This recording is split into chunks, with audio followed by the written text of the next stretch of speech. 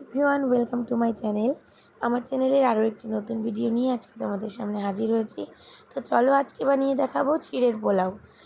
তো ঠান্ডা লেগে থাকার কারণে গলার ভয়েসটা দিতে একটু অসুবিধা হচ্ছে। প্রথমে দেখো আমি নিয়ে নিয়েছি জিরে, আর যেটা আগে থেকে জল ঝরিয়ে রেখেছিলাম ধুয়ে। এরপর আমি এর মধ্যে দিয়ে দিয়েছি পরিমাণ মতো লবণ আর 1 টেবিল স্পুন চিনি। এরপর দিয়ে দিচ্ছি কিছুটা পরিমাণ হলুদ গুঁড়ো, আর সমস্ত মিশ্রণগুলি দিয়ে আমি ম্যারিনেট করে রেখে দিচ্ছি চিড়েটা, যতক্ষণ না এদিকে রান্নার প্রসেসিংটা করতে থাকি বা চলতে থাকে প্রসেসিংটা। দেখো এখানে প্রথম কড়াই গরম করে দিয়ে দিয়েছি তেল, আর তেল গরম হয়ে গেলে 2টো ডিম আমি এখানে নিয়েছি। ডিমগুলোকে ভাজা করে নেব, ভেঙে ঝুরি ভাজা যেটাকে বলে সেটা করে নিচ্ছি। আর ডিম ভাজা হয়ে গেলে সেই একই কড়াইয়ের মধ্যে আমি দিয়ে দিচ্ছি আরও কিছুটা পরিমাণ তেল, আর এরপর দিয়ে দিচ্ছি 1 টেবিল স্পুন ঘি। তো তেল এবং ঘি খুব ভালো করে গরম হয়ে গেলে আমি এর মধ্যে দিয়ে দেবো কারি পাতা। আর কারি পাতাটা ফুটতে শুরু করছে, খুব সুন্দর ফ্লেভার বেরোচ্ছে। আর এবার এর মধ্যে দিয়ে দিচ্ছি আমি কিছুটা পরিমাণ কালো সর্ষে। এখানে কারি পাতা ও কালো সর্ষে দিয়ে আমি 15-20 সেকেন্ড মতো নাড়াচাড়া করে নিয়েছি। আর তারপরে এর মধ্যে দিয়ে দিচ্ছি থেকে কেটে ধুয়ে জল ঝরিয়ে রাখা আলু, আর দিয়ে দিয়েছি কুচিয়ে রাখা কাঁচা লঙ্কা। তো কাঁচা লঙ্কা এবং আলুগুলো আমি 30 সেকেন্ড মতো নাড়াচাড়া করে নিয়েছি। তারপর দিয়ে দিচ্ছি পরিমাণ মতো হলুদ এবং লবণ। আর হলুদ লবণ দিয়ে আরও আমি 10 থেকে 15 সেকেন্ড নাড়াচাড়া করে নিয়ে ঢাকা চাপা দিয়ে দিচ্ছি।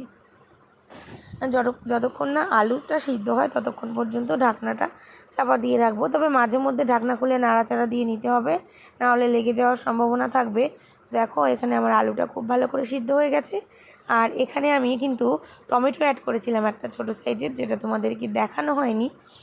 তো দেখো আলু খুব ভালো করে গলে যাওয়ার পর, সিদ্ধ হয়ে যাওয়ার পর আর কি, আমি এর মধ্যে মাঝখান থেকে আলুগুলোকে দুদিকে দিয়ে সরিয়ে নিয়ে আরও 1 টেবিল স্পুন ঘি অ্যাড করে দিয়েছি। আর এর মধ্যে দিয়ে দিচ্ছি কুচিয়ে রাখা কিশমিশ। তো কিশমিশগুলো যখন একটু ফুলতে শুরু করবে ঘিয়ের উপর পড়ার পর, আমি মোটামুটি 10-15 সেকেন্ড নাড়াচাড়া করে নিয়েছি। এরপর আমি দিয়ে দিচ্ছি এর মধ্যে বাদাম, বাদাম আর কি। তো বাদাম দিয়ে সমস্ত মিশ্রণগুলির সঙ্গে কিশমিশ, বাদাম এবং সমস্ত মিশ্রণগুলি দিয়ে আমি আরও 15 থেকে 20 সেকেন্ড মতো নাড়াচাড়া করে নিচ্ছি। এরপর নাড়াচাড়া করা হয়ে গেলে আমি দিয়ে দিচ্ছি আগে থেকে ম্যারিনেট করে রাখা চিড়ে। আর চিড়েগুলোকে খুব আস্তে আস্তে আমি এই সমস্ত মিশ্রণের সঙ্গে মিশিয়ে নেব। আশা করি তোমরা সকলে ভিডিওটি শেষ পর্যন্ত থাকবে। আর ভিডিওটি ভালো লাগলে অবশ্যই লাইক, কমেন্ট, শেয়ার করবে এবং চ্যানেলটিকে সাবস্ক্রাইব করে দিয়ে আমার পাশে থাকবে। দেখো এখানে চিড়েগুলো দেওয়ার পর আমি গ্যাসের ফ্লেমটাকে একদম কমিয়ে দিয়েছিলাম। আর আমি এখানে আরও 5 থেকে 7 মিনিট মতো চিড়েগুলো দেওয়ার পর রান্না করে নিয়েছি খুব ভালো করে। আর এরপর নামিয়ে নেওয়ার ঠিক আগের পর্যায়ে আমি এর মধ্যে মিশিয়ে দিয়েছি আগে থেকে ভেজে রাখা ডিমগুলো। তো ডিমের মিশ্রণ দিয়ে আমি আবারও মিনিট 2-3 মতো নাড়াচাড়া করে নেব। আর এরপর আমি উপর থেকে ছড়িয়ে দেব ঘি। এই সময় এসে আমি গ্যাসের ফ্লেমটা বন্ধ করে দিয়েছি। আর গ্যাসের ফ্লেম বন্ধ করার পর আমি ঢাকা চাপা দিয়ে রাখছি 2 থেকে 3 মিনিট মতো, যাতে ফ্লেভারটা ভেতরেই আটকে থাকে। তো দেখো 2-3 মিনিট হয়ে গেছে, ঢাকনা খুলে নিচ্ছি, এবার নামিয়ে নেওয়ার পালা। আশা করি ভিডিওটি তোমাদের ভালো লেগেছে, আর তোমরা অবশ্যই বাড়িতে একবার হলেও ট্রাই করবে এরকমভাবে।